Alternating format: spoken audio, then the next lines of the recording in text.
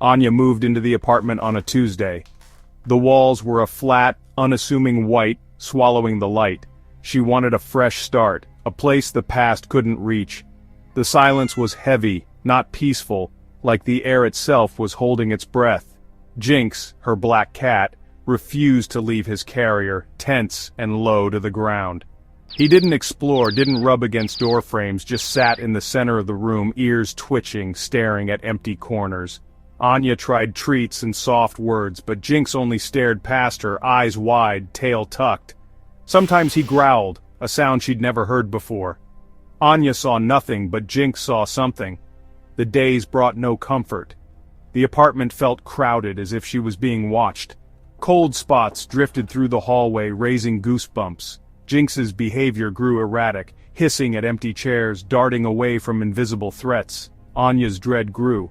Jinx, once her anchor, seemed lost in a reality she couldn't access. The silence pressed in, thick and expectant. She told herself it was just nerves, but the feeling only deepened. The apartment was hers, but it didn't feel like home. She was not alone. Something else was waiting. The whispers began a week later, soft, like dry leaves at the edge of hearing. Anya heard them while washing dishes, reading in bed, always when she was alone.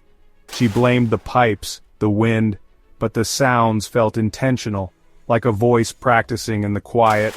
Then came the gifts, a dead moth on her pillow, a spider in the kitchen, a beetle on the bathtub. She blamed Jinx, but he hissed and backed away from the offerings. The gifts weren't from her cat. Objects began to move, a book on the kitchen counter, keys dangling from a bedroom doorknob, a spoon pointing to the darkest corner. Each incident was small but too frequent, too deliberate. Anya felt violated, her sanctuary invaded by something unseen. The whispers grew clearer, almost forming words. The gifts became more macabre, the rearranged objects more pointed. The presence was intelligent, patient, and it was studying her. It knew her routines, how to unnerve her without showing itself. The entity was not just haunting the apartment, it was toying with her. Its patience was terrifying. It had all the time in the world, and it was just getting started. Anya's world shrank to the four walls of her apartment. Sleep brought only anxious dreams of whispers and shadows. She replayed every misplaced object, doubting her own memory. Jinx became a barometer for terror. His hisses sent jolts of fear through her. She whispered to him, desperate for answers, but he only stared at what she couldn't see. Isolation closed in. Who could she tell? Who would believe her? Doubt poisoned her thoughts. Maybe it was all in her head. The entity thrived in the space between certainty and doubt, making her the unreliable narrator of her own life. The bond with Jinx frayed. Sometimes she lashed out and he shrank from her.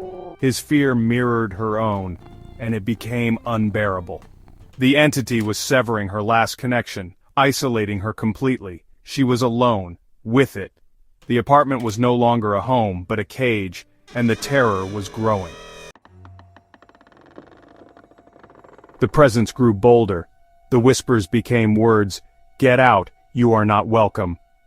The threats were calm, certain, and chilling. The gifts escalated. A dead bird on her doorstep, a feather on her bed. Jinx changed. His fur dulled, he grew thin, and his eyes glowed faintly in the dark. He no longer hissed, but sat reverently before empty corners, as if worshipping the presence. Anya stopped sleeping in her bedroom, lights blazing all night, but the shadows only deepened. She repeated reassurances to herself, but they rang hollow, the entity's final cruelty. Jinx turned completely. One night Anya saw him stare at the corner, then slowly turn to her. His eyes cold, filled with ancient malice. A voice whispered through the room, but it was Jinx's mouth that moved. He is mine now. Soon you will be too. The terror was absolute. The entity had taken her only friend, hollowed him out, and wore him as a mask. Anya was truly alone. The apartment was lost. The hunt was nearly over. Desperate, Anya bought a video camera, her last hope for proof. She set it up in the living room, aimed at the corner Jinx watched. That night the apartment was unnaturally still. Even the whispers stopped. Jinx curled up silent. The quiet was suffocating. Anya lay on the sofa, eyes fixed on the blinking red light.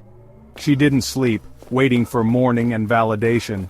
At dawn, she reviewed the footage, hours of nothing. Her heart sank. Maybe it was all in her head. Then, a flicker of movement in the corner. She rewound, pressed play. Something was there. Not a monster, but something else. The truth was about to be revealed. The figure on the screen was not monstrous, but beautiful, ethereal, made of soft light. It was calming, not frightening, and looked directly at where Anya had lain. Its voice, captured on the recording, was impossibly sad. "You ran. You always run. But you can never leave me." The words were not a threat, but a lament. Anya realized the entity wasn't haunting the apartment, it was haunting her.